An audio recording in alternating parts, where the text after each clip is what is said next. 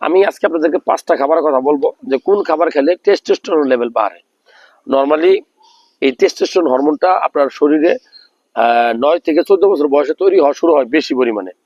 এটা পুরুষ মানুষের একটা আলাদা বৈশিষ্ট্য। পুরুষ মানুষের ভয়েস দেখুন যে ভারী ভয়েস, হাড় শক্ত হয়, মাসেল গুলা বাল্ক হয়, মানে মাস, হ্যাঁ, মোটা হয়। তারপরে আপনার এই দাড়ি গোপ মোষ এগুলো জন্মায়, এটাই টেস্টোস্টেরন হরমোনের বৈশিষ্ট্য। আর ভালো খাবার 5টা আমি বলি। প্রত্যেকদিনই কলা খাবেন, ডিমের কুসুম খাবেন, সপ্তাহে 2-3 দিন আপনি লাল মাংস খাওয়ার চেষ্টা করবেন। এছাড়া যত সবুজ শাকসবজি আছে, ধরেন পুঁই শাক, পালং শাক, কলমি লতা, কলমি শাক যেটা বলি, তারপরে এখানে যে এলেঞ্চা শাক আছে, বেত্তা শাক আছে, লাউ শাক, যে কোনো সবুজ শাকসবজি আপনি খেলে এই হরমোনটা আপনার বাড়বে। এছাড়া সবচেয়ে বেশি বাড়ে কোথায়?